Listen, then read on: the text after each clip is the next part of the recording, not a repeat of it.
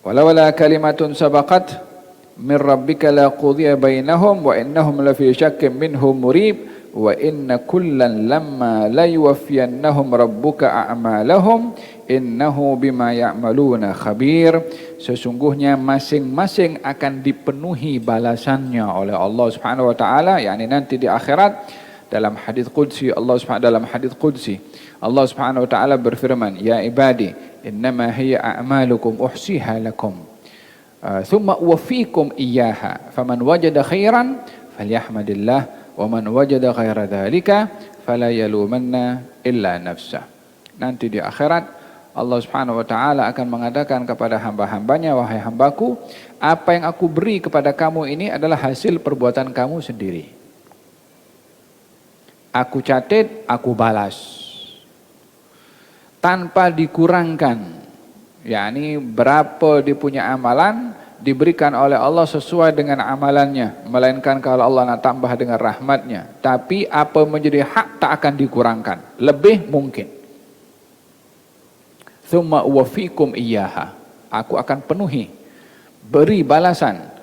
Faman wajada khairan, kalau kamu dapati amal perbuatan kamu nanti di akhirat itu baik, itu hasil daripada amal perbuatan kamu, hendaklah kamu bersyukur kepada Allah. Apa sebab? Allah beri hidayah kamu untuk beramal.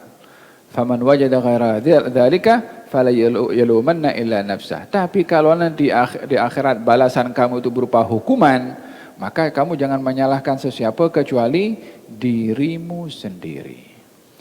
Jadi manusia ini diberi kebebasan oleh Allah untuk menentukan nasibnya di akhirat. Adakah termasuk orang yang baik diberi pahala atau sebaliknya? Semua bergantung dengan pilihan manusia sendiri. Dan pada ketika itu tiada sesiapa yang dapat menyalahkan orang lain, melainkan akan menyalahkan dirinya sendiri. Kalau akan dipertikai dan dipersalahkan Allah Subhanahu wa taala, Allah tunjuk, ini amal kamu. Ini perbuatan kamu. Bukankah dalam Al-Quran Allah berfirman ketika orang waktu itulah di akhirat nanti orang ada persalahkan, ya Allah, Nabi yang kau utus tak sampaikan kepada kami. Katanya, ya Allah, aku tak buat apa yang dituduhkan kepada kami. Ada masa itu orang menafikan. Macam zaman kita sekarang lah, saya tak buat, masuk mahkamah saya tak buat. Atau kena tangkap polis saya tak buat. Nanti di akhirat Allah berfirman, yauma tajidu kullu nafsin ma'amilat min khairin muhdara. Nanti kamu akan melihat, yauma kullu nafsin, setiap orang yang bernyawa nanti akan melihat apa yang dilakukan olehnya di dunia, muhdara, dihadirkan. Kalimat dihadirkan itu, yakni perbuatannya itu hadir.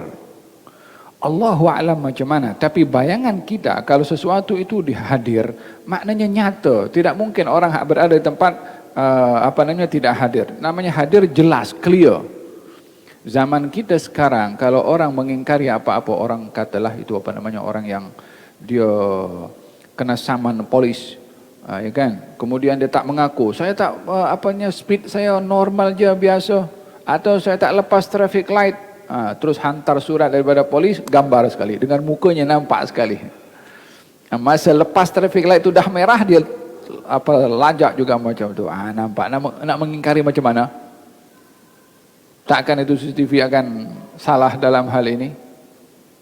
Yauma tajidu kullu nafsin ma'amilat min khairin muhdara wa ma'amilat min su'in tawaddu law anna bainaha wa bainahu amadan ba'ida. Perbuatan baiknya akan dihadirkan, perbuatan salahnya pun juga akan dihadirkan. Tak ada siapa boleh mengingkari.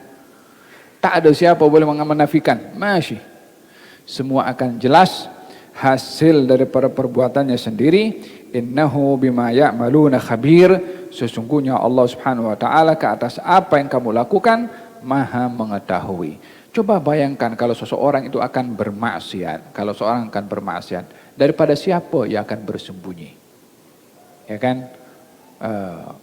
Sudahlah di akhirat nanti tidak dapat untuk bersembunyi, di dunia pun juga tidak ada sesiapa boleh bersembunyi.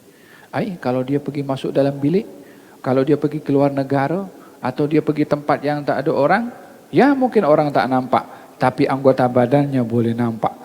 bumi yang dipijak pun akan menjadi saksi. Bukankah dalam Al-Quran Allah berfirman, yauma idzin tuhadditsu akhbaraha, di hari di mana bumi akan bercerita apa yang dilakukan oleh orang yang pijak bumi. Yani anak di mana akan bersembunyi. Mungkin orang berbuat di dekat bulan sana umpamanya, atau dekat angkasa, mungkin tengah mengawang-awang di bulan maksiat, Allahu alam. Mungkin ada orang cakap macam tu, ya. Tak pijak bumi, tapi tangannya akan bercakap. Kakinya akan bercakap. Tak ada tempat untuk bersembunyi, hanya orang yang menipu diri sendiri sahaja yang merasa tidak diketahui ketika berbuat maksiat. Mempermalukan dirinya sendiri dengan alasan tak ada orang tahu apa yang aku buat.